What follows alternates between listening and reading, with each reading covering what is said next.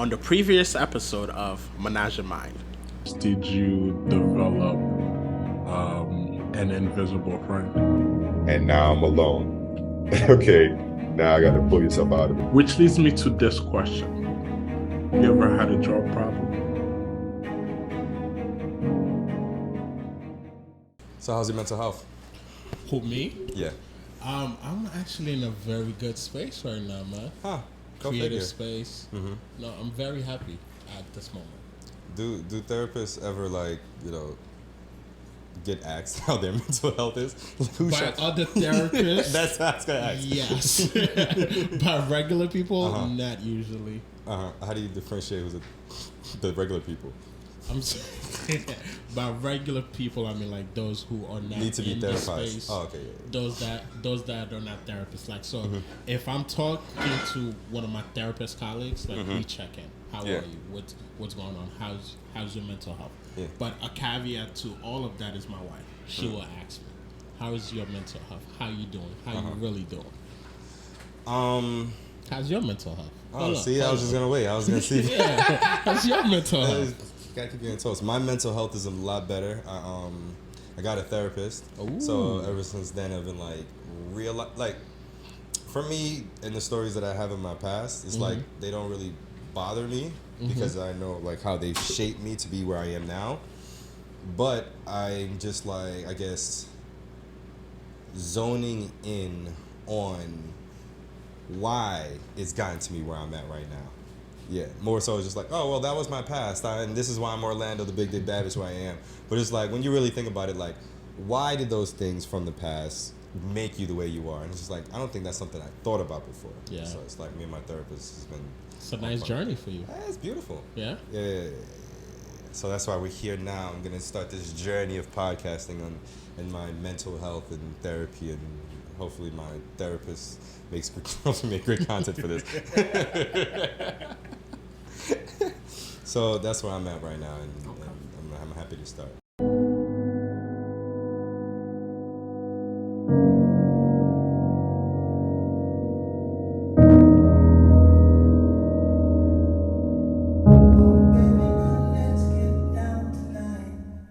Oh, nice. You want to do a chant? A chant? Yeah. I've been trying to do this, like, thinking about this thing to do, like, a chant. It's like, you just say things to yourself to, like, bring back peace. Okay, yeah. Some affirmations. Affirmations, chants, but you ever did a chant before? It's like, or you say a word? No. You want to try it? Let's go. All right, you ready? Just follow me on the word, okay? Kamehameha. Kamehameha. I realized the chant could be whatever word you want it to be. Okay, that felt great. That felt great. See, and that's my thing about like the wellness and like peace and stuff like that. You can literally make it whatever you want to be. Correct. Yeah, it's like I feel like people think of therapy or whatever. And it's like, I gotta go and like talk about like all the sad parts of it. It's like, no, you can go and talk about sports. You can literally go and talk about whatever you want. Correct. So a lot of things are therapeutic. Exactly. Right, like sports, movements, breathing, yoga. Sex. They're all definitely sex. It's all therapeutic, but therapy itself is done by a therapist. But there's therapeutic activities that we can all engage in. Right.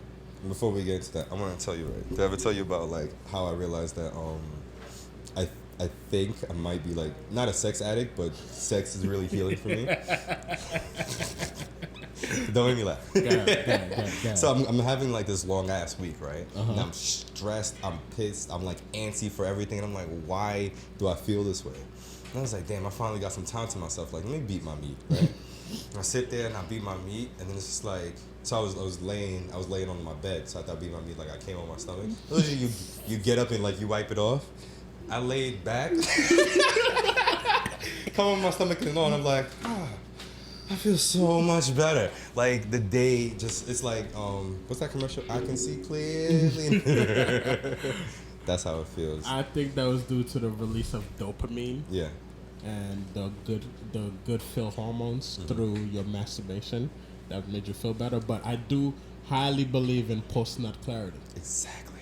I think before any men make any life-changing decision, They should masturbate. bust a nut. Yeah.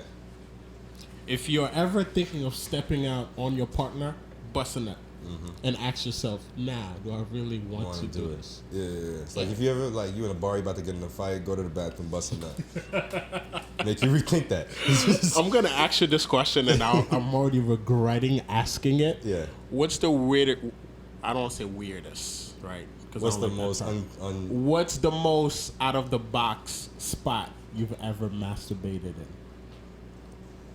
airplane bathroom What? with a condom on?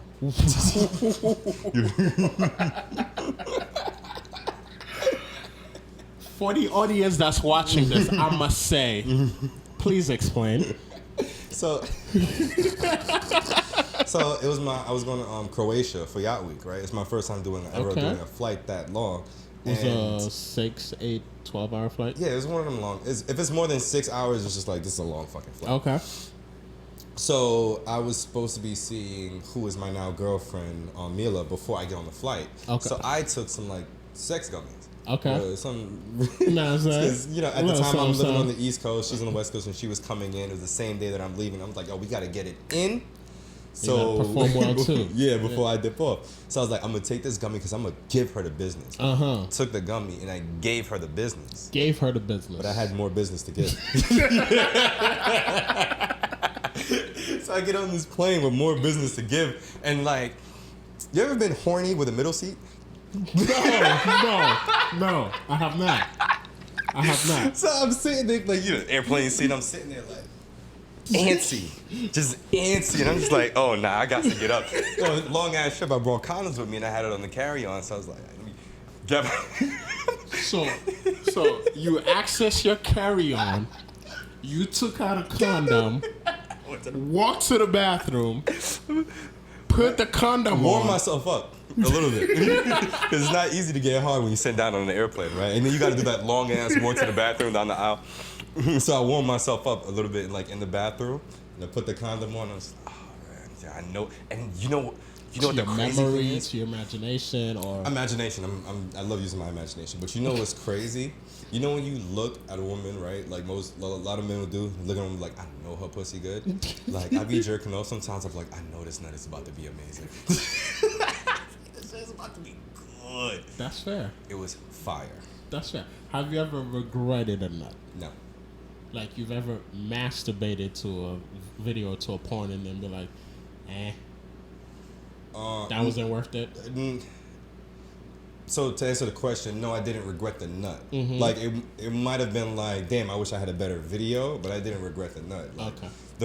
The release itself is not something I regret. Satisfactory. Yeah. Fair enough. I don't. It's like you reach the end of the goal and you're like, damn, I wish I took a different path. But fuck it, I'm at the goal anyway. Good point. Good point. So, Wow. An airplane bathroom. airplane bathroom. Can I ask you the same question? This is going to be the clip. Where is the weirdest place I've ever masturbated Yeah. in? I'd say my car. Oh. I guess I'm not asking for a ride later. That was that was in the teenage years when your hormones is all over the place. Yeah. You know they say it's good luck. Really? Yeah, To having sex masturbate? with somebody else in a car is bad luck, but having sex with yourself is good luck. Never heard of that. I just made it up. I think that for all 19 to 21-year-old, our car becomes our bedroom. So Yeah. we tend to do a lot. Of the things in your car, Correct. which is why men have such a connection with their car. Why Same. you know, men like they like their car clean, they name their car, all these things. We God. also have sex in our car.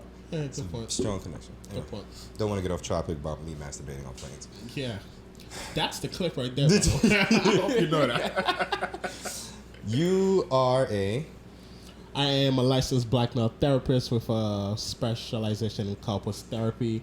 I am most known for infidelity recovery, porn addiction, and processing trauma, along with recovering from a narcissist. great.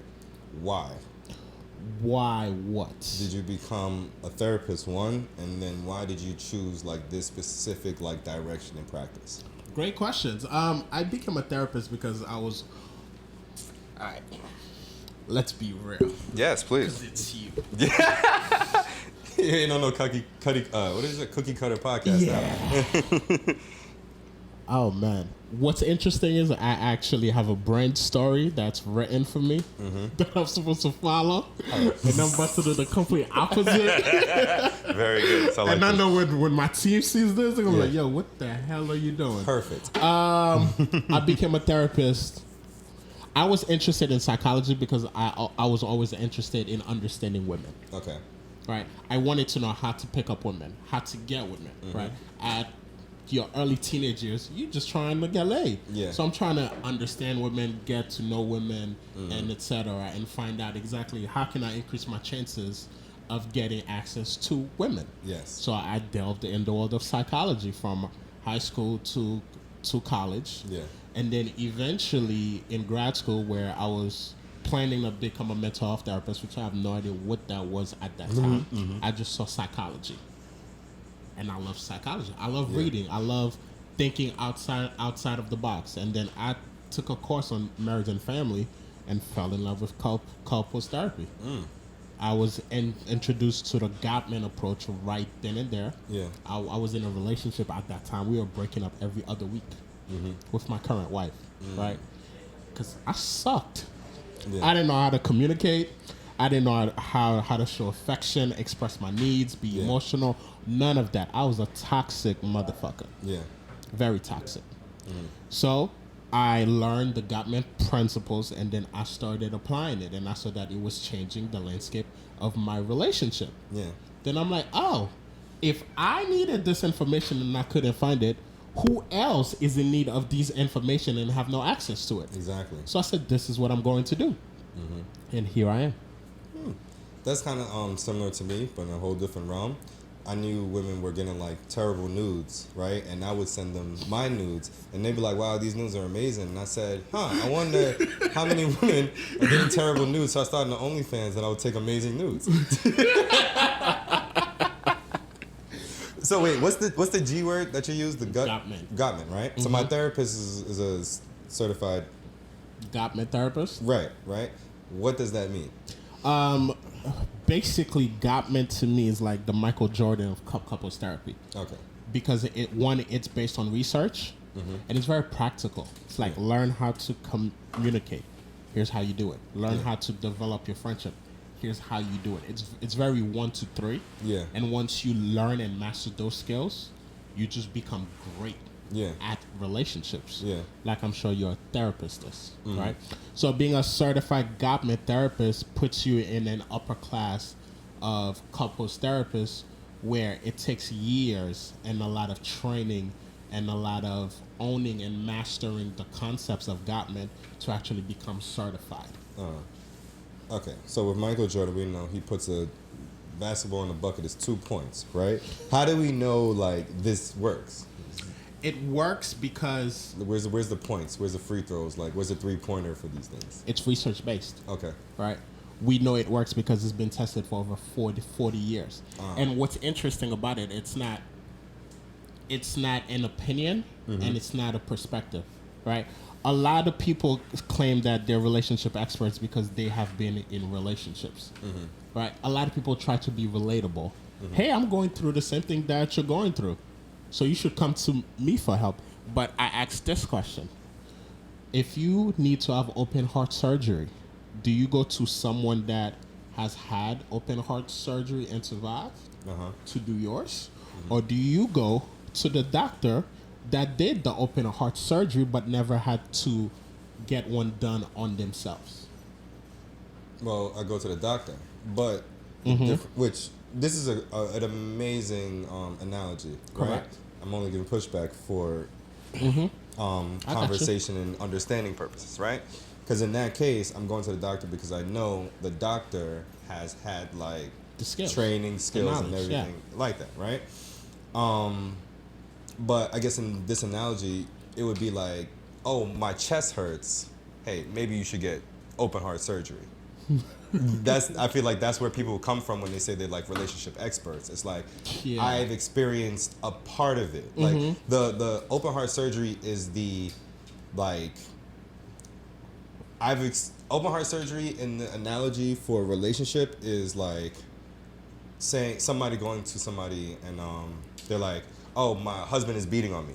Mm-hmm. The person is going to tell you, you need to leave that relationship. Yes, worst advice ever. Yeah, right? So that's the open heart relationship part, right? I don't need to be a relationship expert to tell you, like, you need open heart, or I don't need an expert to tell you need surgery, or you need to leave said relationship. Correct. Right? So I feel like that's why people feel like they're relationship experts and they can get, like, these different advices from people. I don't subscribe to that. I don't think you should be getting relationship advice from, like, people in general because don't it's give advice. all different. Why do you need advice? You don't need advice. You need knowledge and skills, right? Boom. Right. If again, like, for example, let's go with infidelity. Yeah, you need to leave, or you need to do this and that, but the conversation becomes the infidelity is the symptoms, not the virus. Yeah. So we've identified the infidelity as the symptoms. Now let's take a closer look at your relationship and see what predisposed your partner to infidelity. Right? It's the same concept for all aspects of a relationship. I don't give advice. I am not paid to be relatable. And I say that to a lot of people. Like, if I do panels, you didn't come here to hear me talk about my relationship and what I do with it. Yeah. You came here to hear and gain perspectives on the different scales and knowledge that I've been privy to or have gained access to. That's the difference between an expert and someone that's just being relatable. Right. Right? Okay. And what's also interesting is that those that don't know what they're talking about tend to do most of the talking. Yeah. Have you ever experienced someone who's out of shape but telling you how to get in shape? Yeah, oh, I could lose this way. Oh, I could get lean like that. Yeah. But you've never done it. Exactly. So how do you know how to do it if you've never done it? Exactly. Right. So to me, I feel like social media has increased a lot of voices and giving a lot of room for misinformation as well. So we need to be very mindful to what we pay attention to. Yeah. I guess that in the understanding of the analogy is, it's like, not only am I doing the open heart surgery for you, I'm also showing you afterwards what you need to do to protect your heart. There you go. Okay. Right. And that's the difference you get. We're gonna identify why do you need open heart surgery. Yeah. Right. We gonna process that. Then I'm gonna do the open heart surgery. Right. Based on my knowledge, based on my skills, based on my learning, based on my education.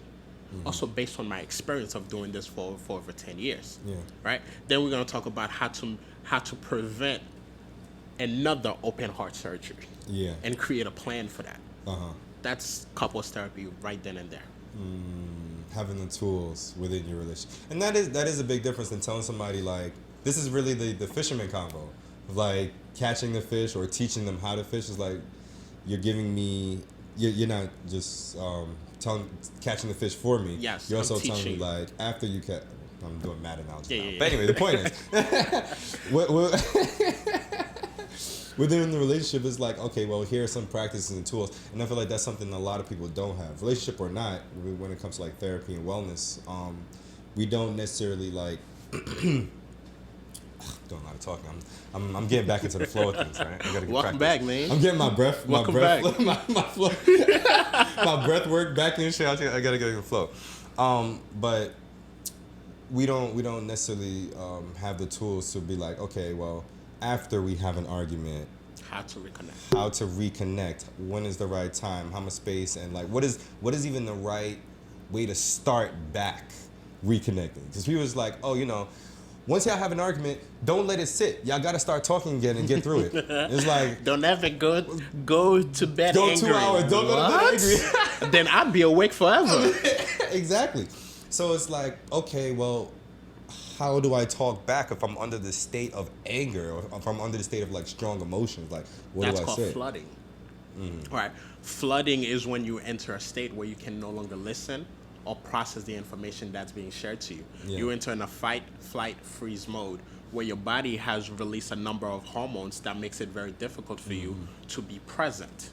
So therefore, at that time period, once you recognize those signs, it's recommended that you engage in a mindfulness activity or take a 20-minute break to allow your heart rate to drop and then enter a space where you can continue the conversation.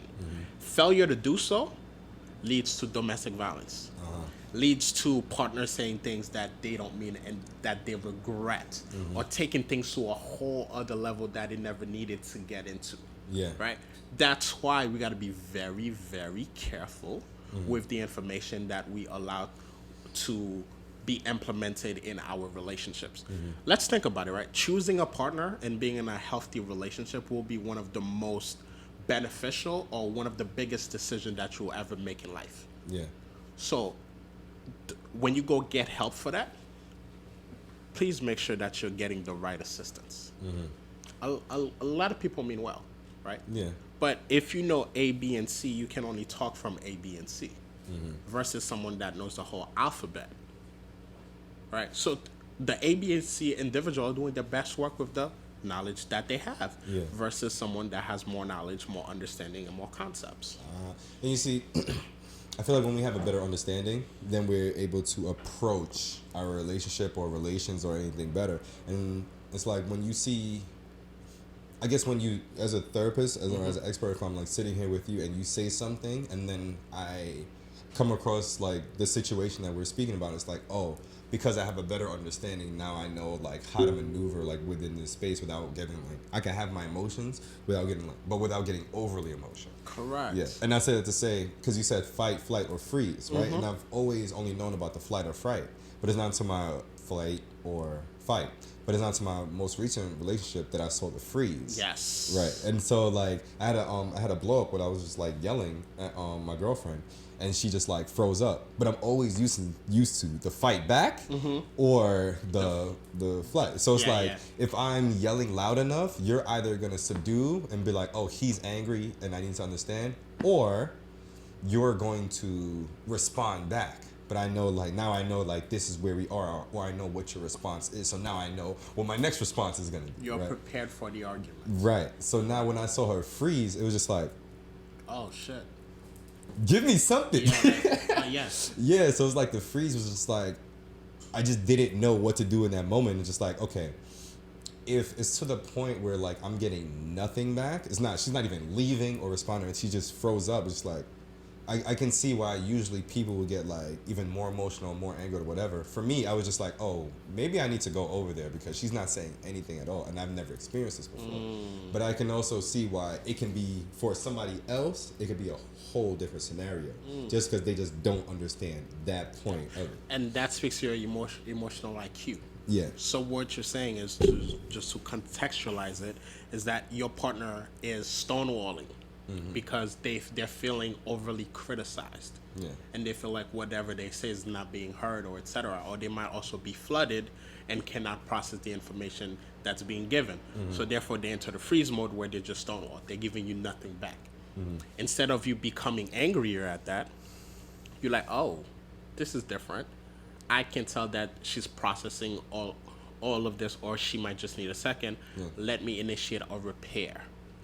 Right? So you walk to her, I'm assuming, probably apologized, hugged her, or held her, or whatever the case may be. I definitely didn't apologize, but I did everything else. Yes. You helped her self-soothed. Right? I always say that an injury is going to happen in a relationship at some point. Yeah. Your ability to repair is the key to becoming a masterful couple. That was always been my thing. I've never been scared to make the mistake. I can't. You can't stop the mistake. Or stop trying to avoid the mistake makes you make more mistakes. Correct. Right? So it's like, all right, I can't stop the mistake. I'm human. What can I do after I make the mistake is important, though. Yes. Yeah. Aftercare. Aftercare. Right? In your world, it's called aftercare. Yeah. Right? Let me repair. Let me communicate to you and make you feel wholesome, loved, and appreciated, and let you know, like, this is just a fight. Yeah. But we're still here.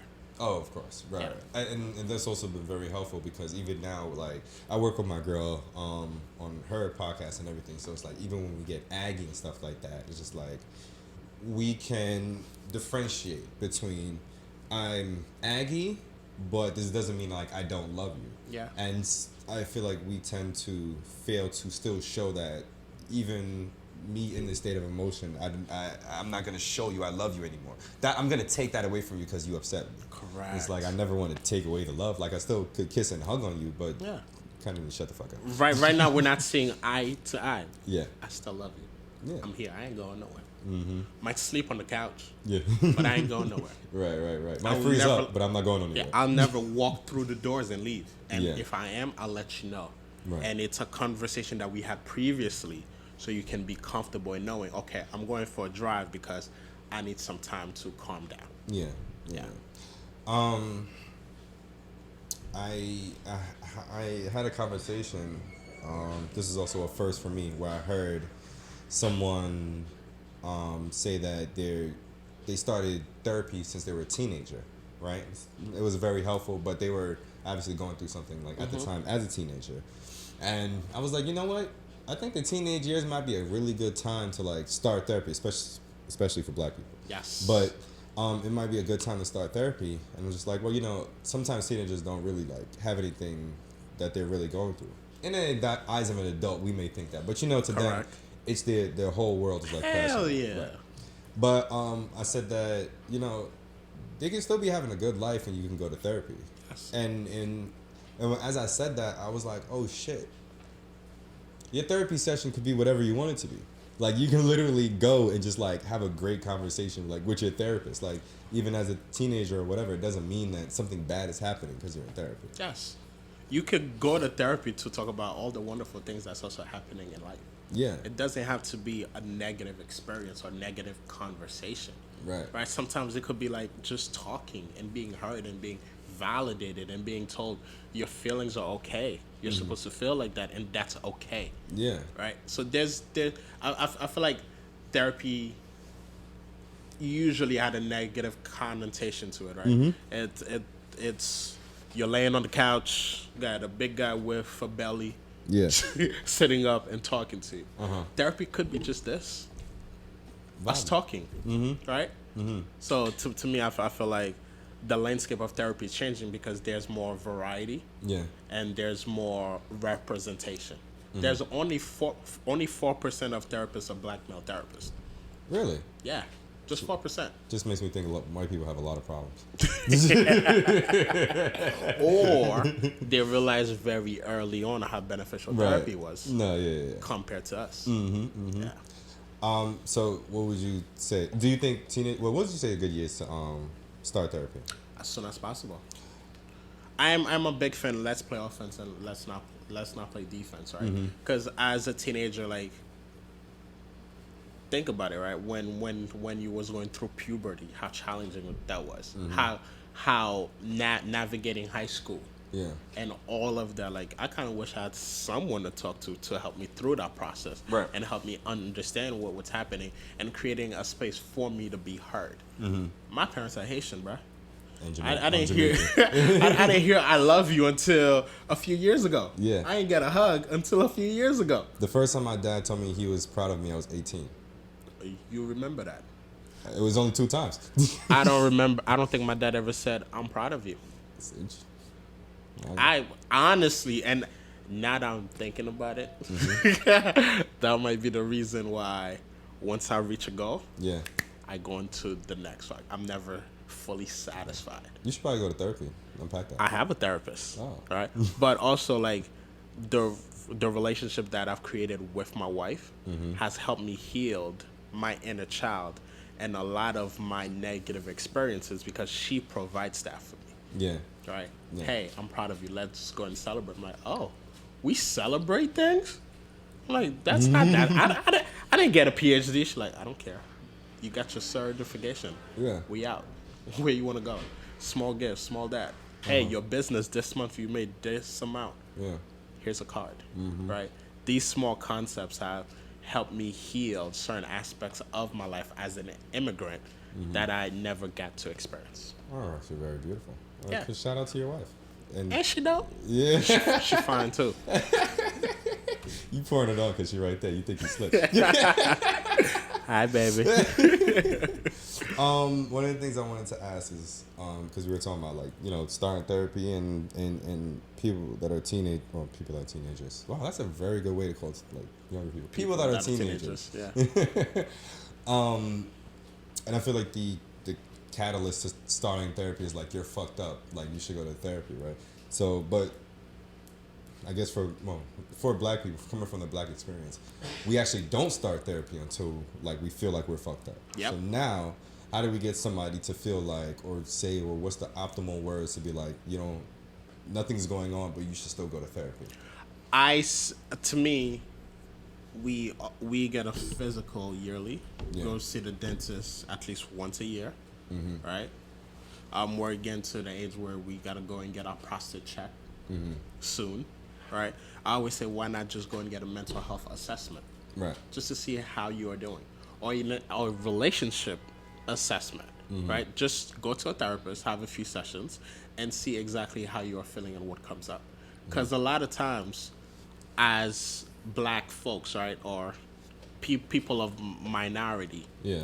we tend to override our mental health because we have to survive. We don't got time to be depressed.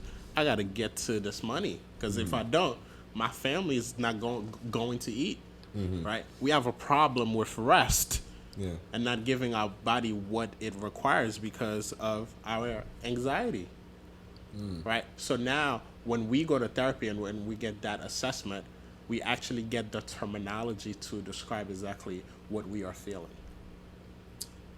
Do you think general doctors should have some type of education in mental health? 100%. General doctors, teachers, Guidance counselors and some guidance counselors, which they do, police officers, Yeah. right? I feel like there should be a therapist across all platforms. The NBA, every team should have a therapist. Well, or sometimes the reason. So yes, everybody, every like business or aspect should have a therapist. The reason why I asked for the general doctor part is because you said an assessment, and so it made me. Well, today I got a phone call, and then my doctor's office left a message saying I should come in for some blood work, but I've never like. With this, like coming in to get a checkup for your blood work, that should also come with like some type of mental health assessment, which would have to come from your general doctor. I feel like the doctor assessments is just a form. Hey, rate yourself. Yeah. Right. It's very monitored and self-reported. Yeah. And a lot of times people are aware of that and would just put the best response. Versus when you go with a therapist and we're talking, but I'm assessing you. We're having conversations, but the whole time I'm assessing you before I even produce a paperwork where you can self-answer a few things. Yeah. Right? Because a lot of times, like, people are afraid of what they're really feeling and don't want to admit it. Yeah. Right? But by establishing a connection, a rapport, people tend to be more honest because you kind of lower their walls and make them feel comfortable, and they can trust you, and they feel that you have their best in mind, so they can be more honest. So even though that doctors at times can talk to you or prescribe antidepressants and these aspects, I would prefer if they could refer to a therapist, but follow up with that individual to ensure that they went to the therapist. Right. The biggest hurdle to therapy is going to therapy. That's why telehealth has become so popular.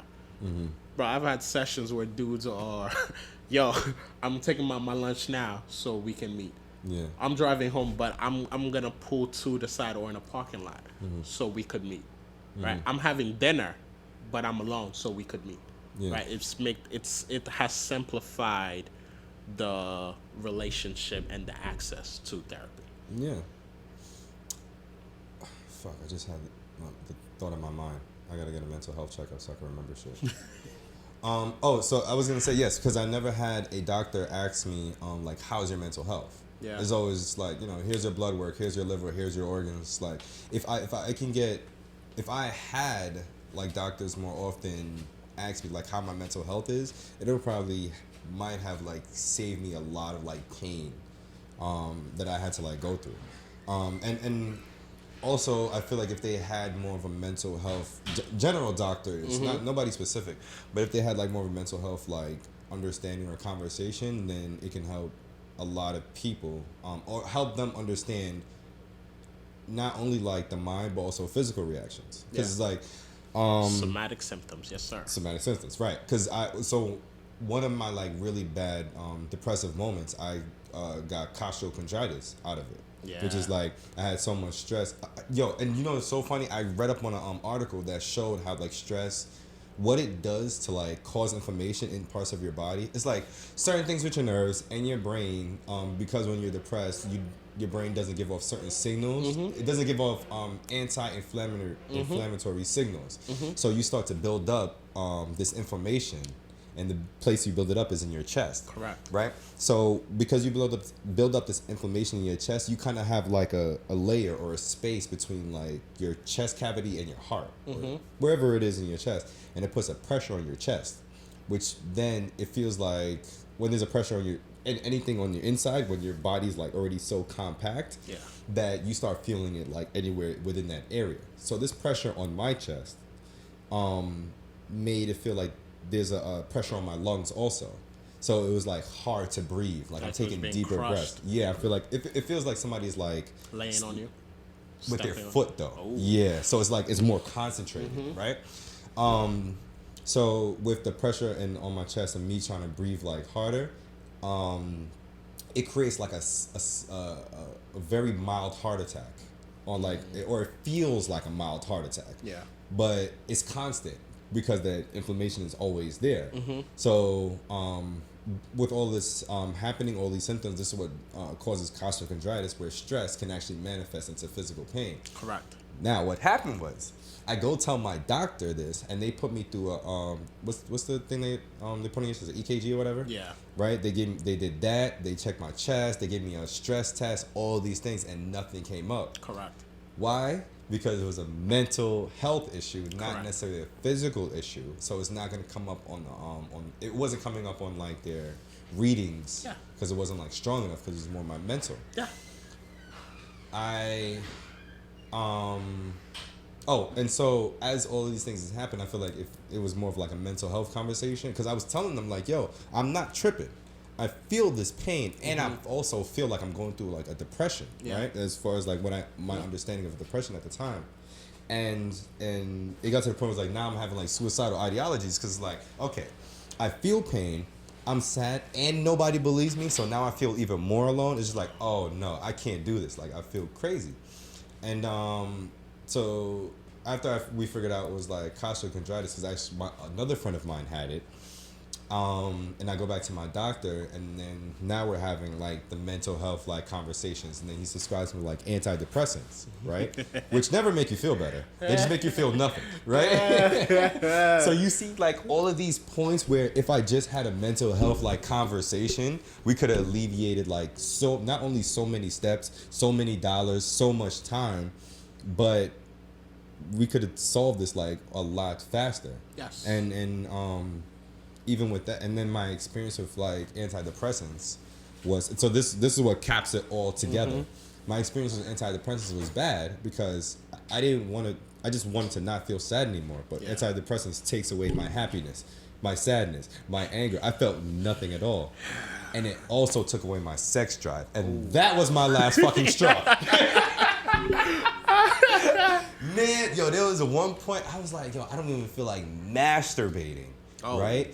I was there. It's for like, you? For me. Oh my God. I was on antidepressants. I watched porn. I used my imagination till I thought of literally every sexual experience I had in my fucking life just to keep, not even to like masturbate with. It was just to keep my dick hard. Oh man. That's how bad it was. And I was there beating off probably like, to give it a time frame, it could have been anywhere between 45 minutes to an hour and a half of beating off just to come one time. That's how much my sex drive dropped. Boy. When I tell you I threw them shits in the garbage the next day. I also think that that's a bigger conversation that needs to take place within the therapeutic world. How the pharmacology is also a $1 billion industry. Yeah. And their influence in diagnosing, their influence in treatment. So that's why when choosing a therapist, like you want to be very mindful. Yeah. Right. And understand that pharmacology will help. Yeah. Right. But it shouldn't be a long-term solution. Right. It's a short-term. Right. It's just to get to the baseline while we work out the kinks, so you can be taken off from it. Right. I feel like you said pharmacology, Yeah. P word. So we got a P word, we got a G word. I feel like that part of it is interesting in itself because it not warps but changes the mentality a little bit, or the mental state, just to get to the point of like feeling better. So it's like, and it's addictive. Yeah. So it's like, all right. So this is my thinking about it, because we have general doctors prescribing like these antidepressants and stuff like that, right? But if I were to come and be like, hey, you know, I have, I guess an ear infection, right? General doctor is gonna go antibiotics, right? But sometimes you need to be sent to an ear, throat, and nose doctor. You need to be very specific, and for the most part, yeah, a general doctor can like prescribe like antibiotics, but then there's a point where they go, oh, not this is out of my wheelhouse, but I know you need something more specific. Yeah. So me coming to them and be like, yo, I'm depressed and I also feel this thing in my chest. There wasn't a connection there. It was just like, oh, you're depressed? All right, here's this for depression and here's this for your chest. Where I feel like if I were to go, oh, you know, I have an ear infection and also I feel very tired when I wake up in the morning. It's like, oh, let me send you to a specialist because this ear infection might be affecting your energy. Yeah. See how it would have connected there, which has actually happened to me, right? Do you know the shit that Justin Bieber had? No. Where like half his face was like, was it moving? Really? Yeah, it's like it's a virus or something like that where like it's an ear infection, but it affects half of your face and you can't like move half of your face. Like you could try to open both nostrils, only one would open, and it's because there's a nerve that goes from your ear down to your throat, and if that nerve gets affected, that nerve also controls half of your face. How do you know that? Because I had the infection. Oh, wow. This is what I'm telling, and because I went to my doctor. And it was just like, oh, here's the main symptom, but also this is something else that happened. He sent me to an ear, throat, and specialist, right? Yeah. But I didn't get that for my mental health. Yeah. Wow. Good point. Wow. Yep. I'm hoping, I see that the landscape is changing. So hopefully that continues, especially in communities of color. Yeah. Right? Hopefully now insurance will start paying therapists more and valuing the things that we do and make it less difficult to actually have a practice. So hopefully. It's actually like so beneficial to not only like yourself, but to the economy. It is. Because people that are in a better like workspace work harder. They live longer too. They give more, they stay longer. Yeah. So now you have more experienced people in like your workspace. It's like, if we're more cognizant of like what we can't see and just making sure like the things that we can't see within ourselves like is well also, because we believe in energy, we can't see that shit.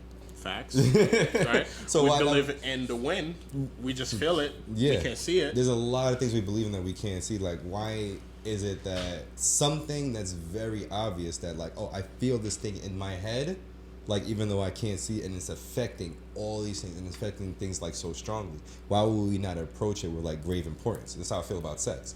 It's like sex is a part of you in every single way, every day of your life. You're a sexual being. Yeah, whether you're interacting with it or not, sex like directs, when you're sexually active, directs a lot of things in your daily life. Like, you know, hey, I was late checking out of a hotel today because I was having sex, which then makes me late for everything else in my day. I have a theory, right? I think that every decision that a man makes in his life is to get laid. Name a decision that you've made in the past 3 months, and I'm going to tell you how it's related to you hopefully getting laid. I want to start a podcast. You want to start a podcast so you could be more recognized, so you could be more successful and have higher income. The more income you have, the more desirable you are. So therefore, my girlfriend will want to fuck me more. There you go. Which is actually true. You know what I'm saying? I go to the barber once a week. Why? Because a haircut makes me feel like I'm top 5 of everything, right? The more confident I am due to the haircut, the more desirable I am to my wife.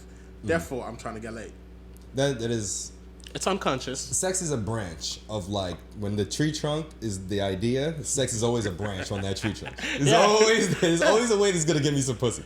I wrote that paper in physiology class in high school. What? in philosophy. What? About every decision that a man make is to eventually get laid.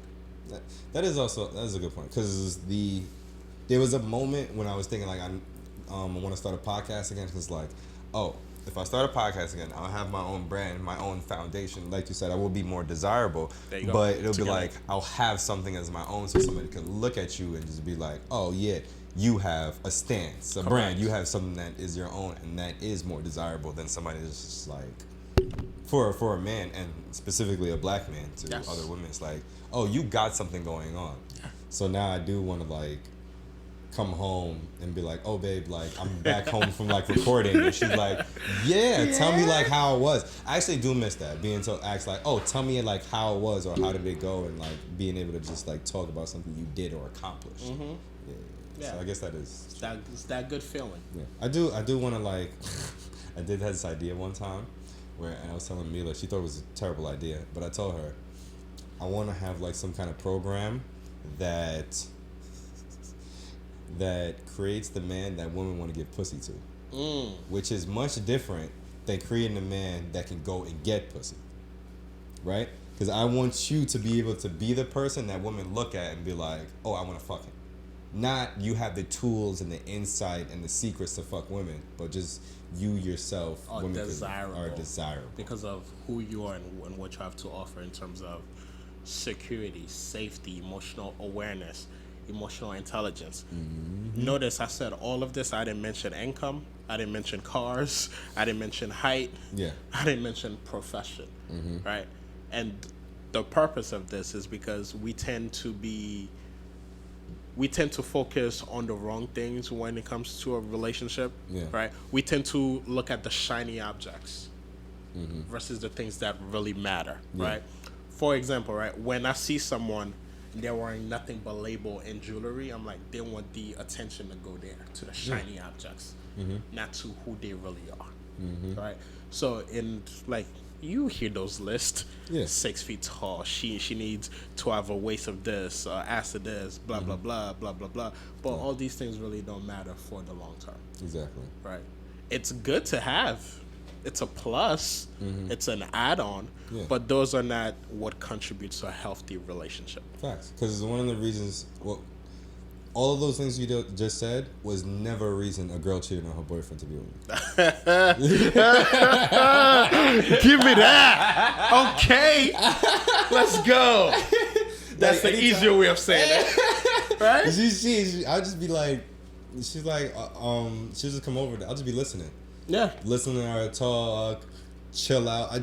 These are the things that I view as sexy. I was like, a lot of men just aren't sexy anymore. And I mean that in the sense of like, even if you were to put on like expensive clothing and stuff like that, now it's just like, you look like a mannequin. Everything is just like label heavy. Loud. It's very loud. It's just like, but loud is not sexy. Correct. And that's what people miss. A lot of men just aren't sexy anymore. Yeah. But you know, coming from me telling men like, "Oh, you niggas aren't sexy anymore," it's not really reciprocated. I say it all the time. Like, I feel like most men, once they get to a certain age and they start making money, they tend to lean on the money too much when it comes to their relationships. Yeah. Oh, her birthday is coming up. Let me go buy her a bag. Yeah. Or she wants you to make dinner, and rubber feet and give her a bath. That's all she wants. That would mean a lot more. In high school, we were very creative in our dates because we had no money. Now we getting money? Yo, where you trying to go? Which vacation you want to go to? Exactly. I myself at times will find myself doing that. I'm like, hey, babe, your 30th is coming. Where would you like to go on vacation? It don't matter. Wherever you want to go, I'm going to take you. She looks at me and said, I just want a ratchet party. Throw me a ratchet party. Ratchet music. Get all my friends and my family and let's just turn up for a night. Yeah. I'm like, no. Where you want to go? It's like, you're not listening. I'm like, you're right. Ratchet party and a vacation. Exactly. Get some Incredible Hulks. Yeah. There you go. It ain't Ratchet unless there's Incredible Hulk. Exactly. Okay, that's it. Yes, so we do need to listen more. We need to be more sexy. I personally feel like men need to be more sexy. We need to put that on the t-shirt. Men need to be more sexy? listening is sexy. Oh yeah, that's it. Validating is sexy. So can we still do the men need to be more sexy shit? You know what? Maybe that could be a segment in your podcast. Yeah. Men needs to be more sexy. Here's one way that you could be sexier to your partner this week. Yeah, I literally think being sexy is healing. 100%. Like the mentality. This is like when I call myself. It's like when I call myself a bad bitch, right? It's because the what we know is a bad bitch and the embodiment and the mentality of it. Correct. It's like, but people just don't know how to be sexy. And I'm saying sexy a lot, and it's like thinking of like, oh, stylish and whatever, like sexual, but it's also like what makes you appealing. Correct. Like what's sexy about you, and it's not sexy in the sense of like sexual. It's like what's sexy about your conversation. What's sexy about your listening. What about you listening turns a woman on? Yeah. Could you imagine listening turning somebody on? Yes. Then now listening is sexy. Correct. And that's why women be cheating. That's a fact. Because they're not getting the sexy things that they want. That's a beautiful way of labeling that. I give her everything. I work. I do this. But were you that. sexy, my nigga? Did you listen, my G? Hey. Like, were you attuned to her emotions to the point where you noticed when she started to move away from you? Yeah. And why did you miss that? Exactly. Were you paying attention? Mm-hmm. That's how I sometimes think of certain, like some of my actions. It's like if I fucked up or whatever, or like I'm in a state that's like, if I'm angry and like I'm saying I was yelling and she froze up. It's like, funny enough, one of the thoughts that I thought of was like, oh, maybe me yelling like isn't the move. But another way of thinking it is yelling isn't sexy. There you go. Yelling at the person that you're trying to fuck isn't gonna get you pussy.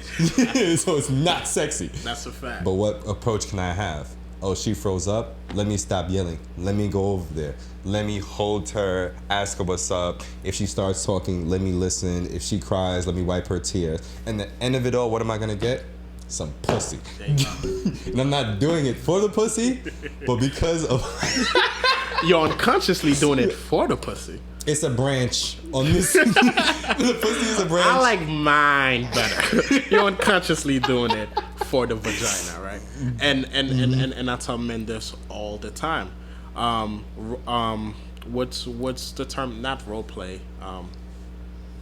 What's the term? When you're not Foreplay. Oh, foreplay is a 24-hour period. It's everything you do right that day. Yes. Right. So when she says no to you at the end of the night, don't be mad at her. Ask yourself, what did I do to get that no? Exactly. That's what I've been thinking about. We're different out here, man. Two things come to my mind when a woman tells me no. It's like, what did I do to get that no? And also, she's missing out. But you about to get my best work. Right? You know, I'll work for all of this. There's a lot of sexy you saying no to. But maybe this is not the sexy for her. Which is also different. People think like you have to adhere to like your sexiness and stuff like that. But it just might not be there. It might just not be compatible. That's what I'm at the moment. Yes. At the moment, exactly. Yeah. Just at the moment, right? So it's all very beautiful, and I really want us to get back to that space, and that's why I like think that me being in therapy, even though I hate it. You do? Yeah. Well, I'm not a fan of talk therapy, and that was always my hang up of why I took so long to start therapy, because as a black man, all I knew was talk therapy, which was now. We're more, it's more not trendy, but more people know about it. But growing up, that's the only one you really knew. We're aware that there's different things we can do, but we only know, oh, your head is fucked up, go to therapy. Yeah. Right? Or talk therapy. And my whole thing was, I'll tell y'all my business. I'll tell you all the fucked up thing that happened to me. I don't want to go sit down one-on-one with somebody and schedule a time just to tell them all the things that I can talk about already. Right? So, now that I'm like in talk therapy, it's because I got to like a certain point where it was like very important for me. But I just never wanted to do it before because I just didn't think it was like that important or that helpful. Doesn't mean to say I didn't like it. I do think that talk therapy is important, just like I think all types of like healing is important. Correct. I just didn't think it was. I still don't think it is for me because I don't want to show up one day having a good time. Oh, well, this was my mentality before. I didn't want to show up, have a good day, and then now I'm talking to my therapist and some shit comes up and it's like my day's ruined. I mean, for me, I see therapy as you've described as a tree with different branches. Yeah. Right? Like, to work with me, you also require to work out at least 3 times a week. That's mandated. You got to drink a gallon of water a day, right? Yeah. Because what you're consuming is also affecting you. Your perception of yourself is also affecting you. Yeah. The lack of movement Yeah. in your day is also negatively impacting you, right? So it's to create a life that has therapeutic components all around it, right? And then we have the talk therapy on top of that. Yeah, man. So everybody should start therapy. 100%, especially if you're black. Yeah. You know how many years and generations of oppressions that we have dealt with, and how that has sit in our body. Yo, I just learned this fun fact not too long ago, right? When a black woman who is pregnant is about to deliver walks into a hospital, her body already recognizes this is a high stress space, and literally start functioning against her. Yeah. Because of the generational trauma that has occurred to black women in hospitals. Yeah. They become overly alerted. Which is why now, like, black women have the highest mortality rate during childbirth. Yeah. Right? A lot of it has to do with not listening to us, not understanding us, not being aware of what we can actually deal with or process or handle. Yeah. Right? And also the lack of care that we are experiencing. So all of that trauma that's been happening over all these years still sits in our body. Yeah. And also, I can't remember. I think it's called like eugenetics or something like that. Don't quote me on that. I might be wrong. But it's like if like your mother before she even had you had like some type of like trauma in the space, and then now she has you. If you go back in that same space, like even though it was like a generation before, you're still gonna feel it. Yes. Oh, actually, it was an example where they put a rat in a box and there's a line, and every time the rat goes past the line, she gets shocked. Now the rat has a baby. They take away the shocking mechanism, but that baby doesn't go past the line either. Wow. Let's take this a step further and go back to sex, right? There was this experiment that was done with rats as well. Yeah. Once they get into this grid, they get shocked, but that's where the food is. Yeah. Eventually, they stop going for food. Now, put the same rat, the same grid, with a female rat where they could mate with. They would go till the point that they die over the shock just to mate. That shows you how strong our sexual energy really is. Huh. That I did not know. Okay, you got me that? Yes, sir. You got me yes, there. Sir. That was good. And that's why pornography is so addictive, right? And that's why it rewires our brain, right? Even though we're noticing a lack of social interaction, being more depressive, and a lack of connection with our sex partners. We will still go for that pornography because of the dopamine release that we get from it, even though it's fucking up our life. Yeah. Huh. Which I guess this makes sense because as our human instinct or whatever, it's to breathe. Correct. Naturally, we breathe. Yes. We have to breathe. We have to eat, or you have to consume something to like keep your body going. These are all necessities, but you also have to reproduce. Yes. That's natural within us. So it's like if you're not having sex, it's like drowning. Like if you don't have air, you're gonna go for air. If you're starving, you're gonna go for food. If you're not having sex, you're gonna go for sex.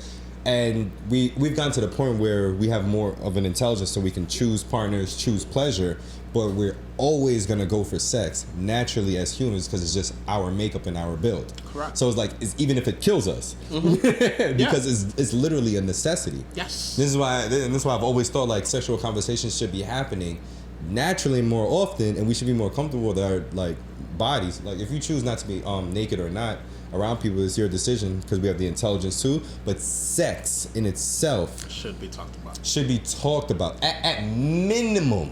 sex should be actually talked about freely or more freely than it is because it's literally a necessity. Now the fun fact: couples that talk about sex more often, have more sex and better sex. Oh, of course, it's guaranteed. Yeah, and that's even me and Mila. We have such a like. Not only do we only have sex, but we have sexual conversations. We also have a sexual look, like. When we look at each other a certain way, it's to indicate kind of sex I want to have. Yeah, exactly. It's to the point, right? And I thought it's to the point where we're so compatible. She doesn't smell bad to me. She smells, but she doesn't smell. Like you ever know, like you just play ball and you know you stink, but you could deal with it because it's yours. Yeah, she right? likes that. If I smell it on her, I could smell that she smells stink, but it's not like reeking, so it's like, nah, I can't smell it. I can be around her taking a shit, and it's like I can smell it, and it's like, oh, I can tell the smell is bad, but I can still be around it. It's the most craziest thing to me. Yeah. So it's like, and I feel like we search for compatibility, so we get that, and then once we have all these compatible type things and stuff like that, and we have a healthy sexual relationship, we're getting our basic necessity from our genetical makeup, right? Which is just like air and food. Yeah, agreed, 100%. Wow. I'm on my sex. How often do you guys have sex? I literally ate after her live show. I ate her pussy on stage. Like, that goes to show, like, it's on site at any time, anywhere. So it's not like a number. When it's on site at any time, like, as it's not really a number, because it could go 2 days no sex, and then 3 hours in the middle of the night we've had more sex than we've ever had in the last month. So you see what I mean? Okay, so let me explain you pleasing her after her show. Yeah. What a lot of people don't realize is that when there's space between a couple, and they're actually doing something for themselves, and like building a brand or having a live show, you get to see her perform, her handle the crowd, her being so alpha to some degree, that creates fire, that creates attraction, that creates sexiness, right? So I always tell couples, do not fear to grow apart just because your partner want to try different things. No, take that opportunity to start seeing them in a new light, because that's what's gonna ignite the fire and the sexual energy. So that's why, to some degree, you was turned on by, like, oh, look at my baby selling now 160 seats and killing it. Oh my God, I want you so bad right now. So that's why, and now I can understand, like, why when she was watching me for my live show, right? Why she was just like, I need him right now. I get it. Like, it was just like so built up. And it's like, I mean, when you're on stage and everything like that, everything's happening so fast. But being on the other side, I could be like, that's how people view me. They be seeing me on stage, I be half naked, and they just be wanting to fuck me. How does it feel to be a sex symbol? It doesn't. I feel like people would be like, oh, it feels great and whatever, but I feel like things feel great when you're not used to it. It's like, I didn't have this before, now I have it. It's like, oh, this feels amazing. I hate you. But when you sit in it, oh, baby, it's natural, it's good, it's cool. Your insight of yourself is just amazing. It's because my answer to that is, I mean, it's cool, it's fine, but it's because when you're literally always thinking about being sexy, being on point, like, then it's natural. And so I can't give this grandiose explanation and response, because for me, I've just been doing it for so long.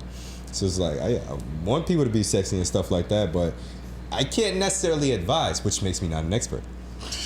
I'm not an expert either. I stay away from that tagline. But you'll never see myself refer to myself as an expert. Unlike the other relationship advice people and people like that, even though I'm having a lot of sex, I can't advise you how to have a lot of sex also. But what I can advise you is how to be a better yourself. There you go. And then that would raise your chance on having more sex. There you go. Wow, this was great. That was man. Thank you for coming for my first episode. Thank you for having me, man. It was a pleasure. Where can everybody find you? You can find me on Instagram as talk2mac_therapist. It's talk TALK, the number 2, Mac MAC_therapist. If you're looking for therapy, especially if you're a couple that's gone through infidelity recovery, an individual that's dated a narcissist and kind of need to recover from that, or a couple that's also experiencing porn addiction and that's negatively impacting the relationship, you want to come directly to me. My therapy is for everyone.org. You send an email. My wife is the CFO. She handled the back business of my business. I just show up on camera. Fire. Hey, you have a session at 4 o'clock, okay? That's why I be getting my emails late. Now I know who to talk to. Yes. Oh, man. Yes. Oh, Mac, I love you. I love you too, man, and I appreciate everything that you're doing. I appreciate your energy and what you're doing in this space. It's needed. I respect you. Thank you. I always had. I think you're amazing, man. I'm looking forward to what Orlando in 3 years looks like. I can't wait. Married. I can't wait to see what Mac in 3 years looks like. Therapizing. On vacation as often as possible. Perfect. My man.